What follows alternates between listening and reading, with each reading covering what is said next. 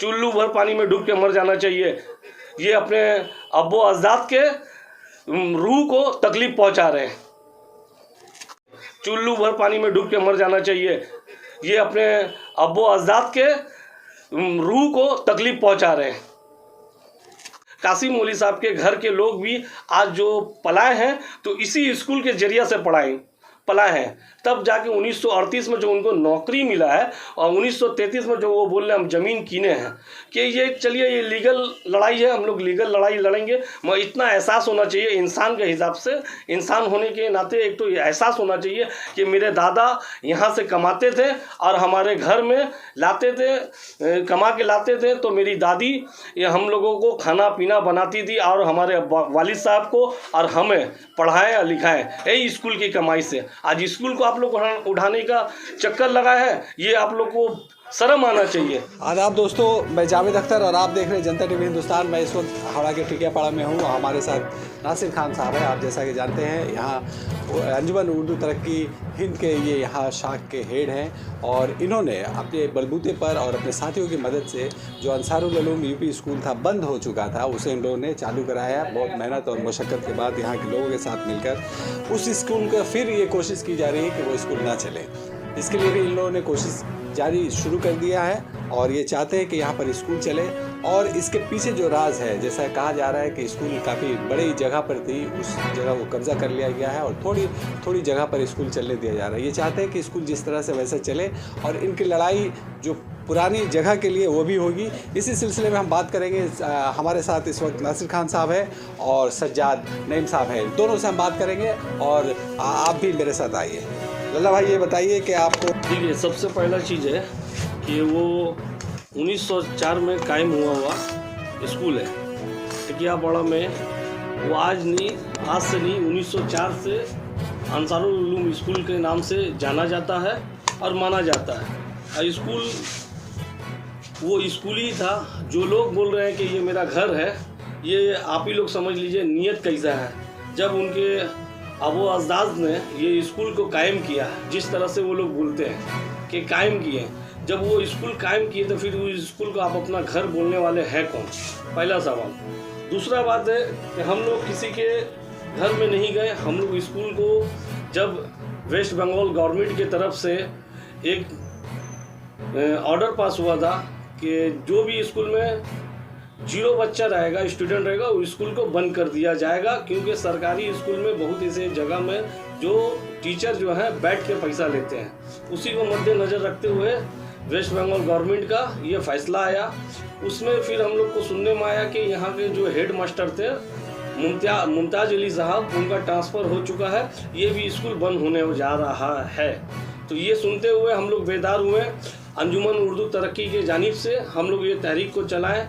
BFC club के secretary हमारे इसराफिल भाई और शाकिर भाई, सज्जाद भाई, समीम भाई और भी बहुत ऐसे लोग थे जो इलाके के, उनको लेकर डोर टू डोर हम लोग गए और वहाँ से 20 से 25 बच्चे स्टूडेंट को निकाले।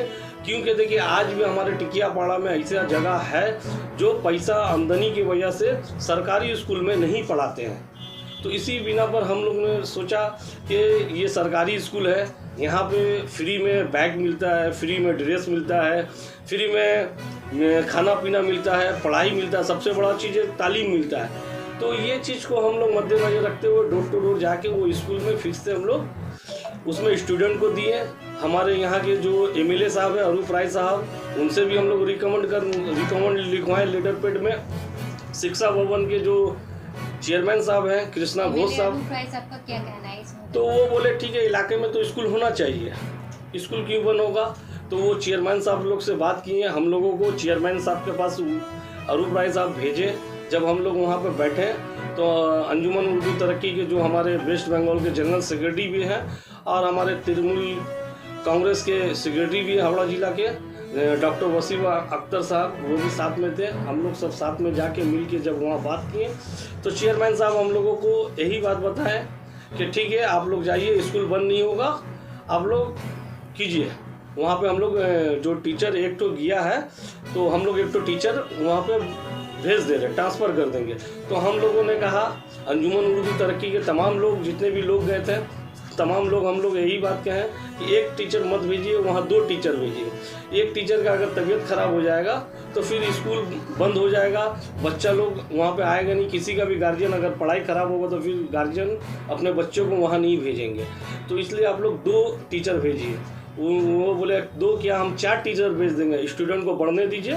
फिर भी आप लोग जब रिक्वेस्ट कर रहे हैं तो हम लोग 2 टीचर को यहाँ पे भेज दे रहे। तो वो 16 दिसंबर को वो टीचर को भी अपॉइंटमेंट लेटर देकर भेज दिए।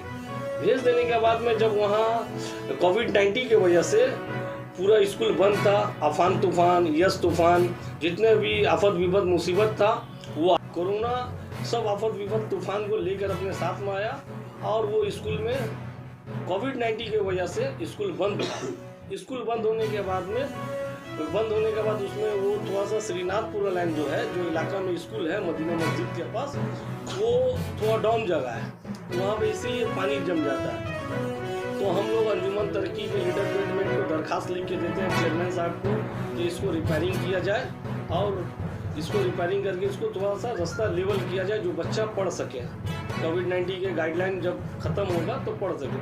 तो उन्होंने कहा कि देखिए अभी हम लोग का तो कोविड-19 की वजह से कोई बजट पास नहीं हो रहा, अगर आप लोग इलाके के लोग अगर आप लोग मिला जुला के अगर उसको रिपेयरिंग कर सकते हैं, बना सकते हैं तो ठीक ठाक आप कर सकते हैं। वो हम लोग को उसके लिए बाकायदा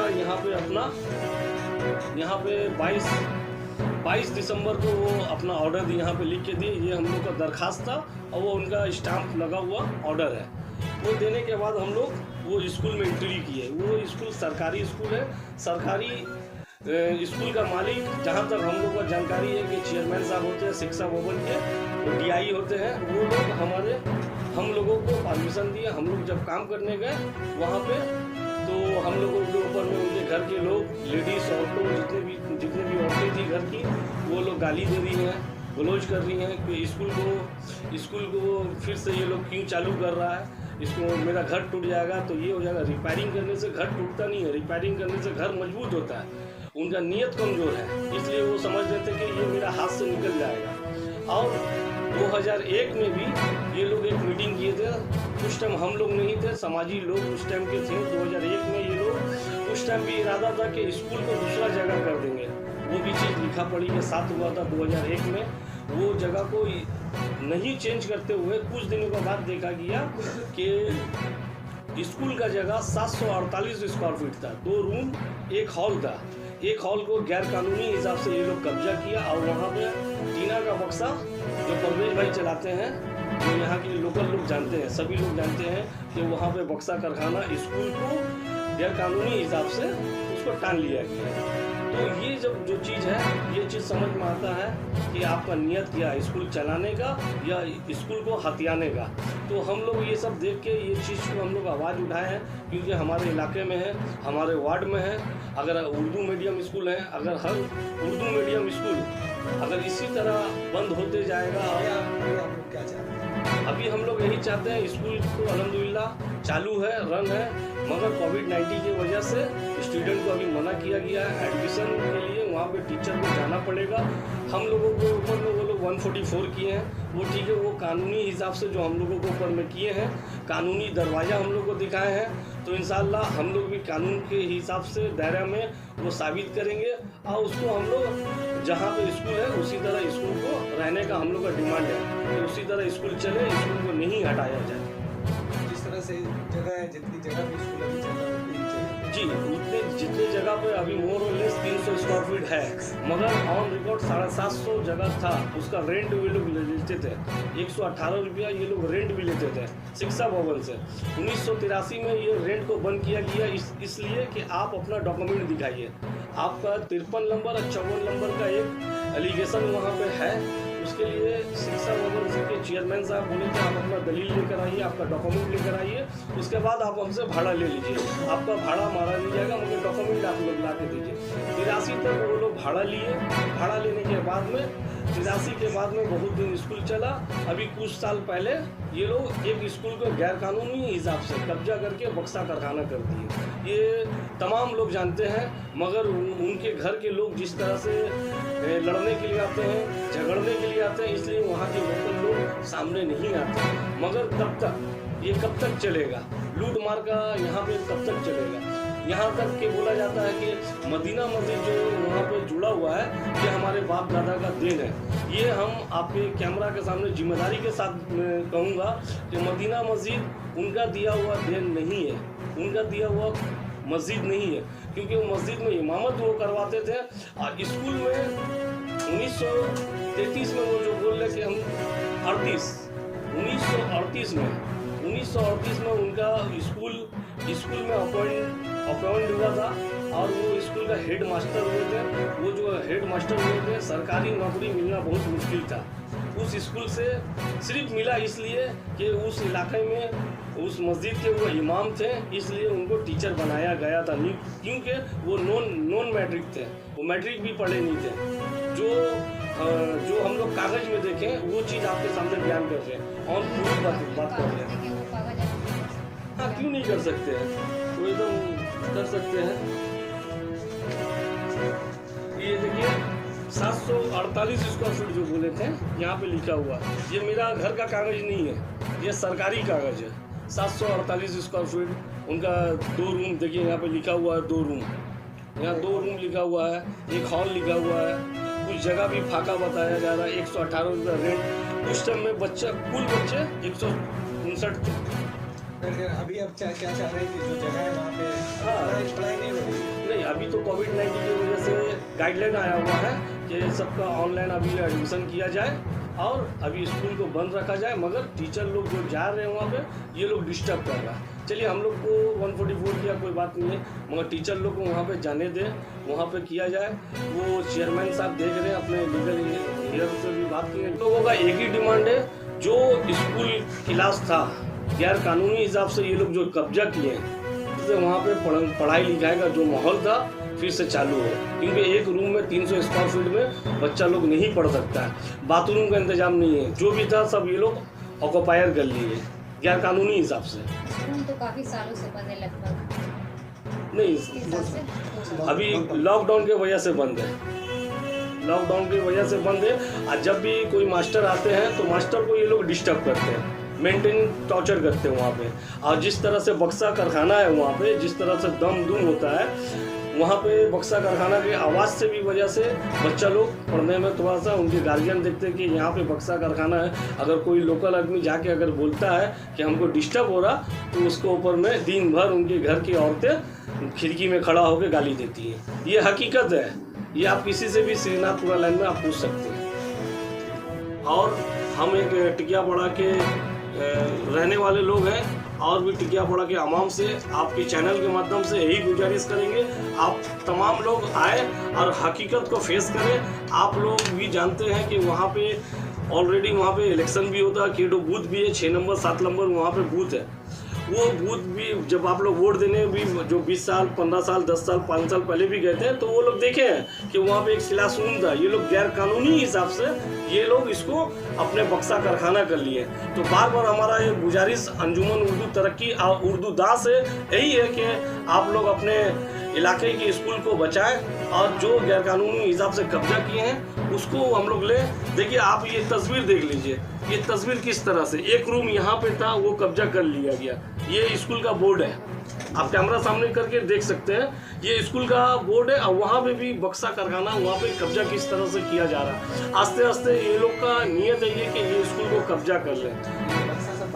हाँ, देखिए स्कूल के पास, ये मैं नहीं बोल रहा हूँ, तस्वीर बोल रहा है। तस्वीर आप लोग देखें और आपके चैनल के माध्यम से आवाम को दिखाना है। आवाम को हम लोग को बेदार करना। आपको इंटरव्यू देने का मतलब है कि आवाम बेदार हो, आवाम हम लोग से आके पूछे, कि आवाम हमसे आके पूछे। और यहाँ के जितने भी आवाम हैं, हमारे सीनियर लोग हैं, वो लोग भी जानते हैं, फिर भी चुप क्यों हो। बस एक ही वजह है, चुप होने का वजह बस एक ही है कि वो लोग जानते हैं कि हम लोग अपने घर में अपने खा पी के अपने घर में रहेंगे या दूसरे के झमेला में फंसेंगे। इस तरह से अगर टिकियापाड़ा के अवाम एक नहीं होंगे तो हमारे जितने भी स्कूल है, अदारा है, इसी तरह करके कोई भी गैरकानूनी हिसाब से कब्जा कर लेगा। हम लोग एक ही चीज़ चाहते हैं कि हम लोगों का सपोर्ट ना करें। हम लोगों को सपोर्ट करने की कोई बात नहीं। स्कूल के लिए जो हम लोग आवाज़ उठाएं, स्कूल के बारे में दोनों फरीक का बात सुना जाए और इसको एक तो रास्ता निकाला जाए। अरूप राय साहब को ये लोग जाके मिसगाइड किए हैं कि ये रिपेयरिंग नहीं, मेरा घर टूट रहा। तो घर तोड़ना रिपेयरिंग करना, ये देखिए, ये देखिए हम लोग रिपेयरिंग किए, ये तस्वीर है, आप लोग देखिए, ये हम लोग रिपेयरिंग किए हैं। अब उनका पहले का तस्वीर दिखा रहे हैं। ये देखिए पानी लगा हुआ है स्कूल में, पहले 12 दिसंबर से पहले पानी लगा हुआ था, तो इसको हम लोग ऊंचा करने की कोशिश किए, जो पूरा कंप्लीट नहीं है। देखिए उन लोग का घर का पहले का हाल देखिए, और इससे पहले जो तस्वीर दिखा है वो रिपेयरिंग की है। टूटा हुआ घर को हम रिपेयरिंग कर रहे हैं, फिर भी हमको बोला जा रहा है कि ये लोग हमारे घर में डिस्टर्ब कर रहे हैं। तो स्कूल को अपना घर बोल रहे हैं, ये सरकारी स्कूल है, उनके नीयत में खोट है। आप जो भी हम लोग आपके कैमरा के सामने बोल रहे हैं, ऑन कैमरा बोल रहे हैं, पूरे जिम्मेदारी के साथ बोल रहे हैं। सिर्फ जो मास्टर है हमारे टिकियापाड़ा से, ये लोग इतना डिस्टर्ब कर रहा है, वो ये सब चीज़ को देखते हुए वो अपने ट्रांसफ़र ऑर्डर दूसरा जगह ले रहे, बोले इतने गाली गलौज सुन के हम लोग से पढ़ाई नहीं होगा, आप कहीं जंगल में भेज दीजिए, मगर मेरे घर के बगल में हमको मत रखिए, क्योंकि ये लोग बहुत गाली दे रहे। तो कोई भी मास्टर गाली नहीं सुनेगा, नॉर्मल सी बात है। और शायरी कहूँगा कि मंदिर का मालिक बन बैठा देखो एक पुजारी, मंदिर का मालिक बन बैठा देखो एक पुजारी, अपने को दाता समझ के भगवान को बना के बैठा भिखारी।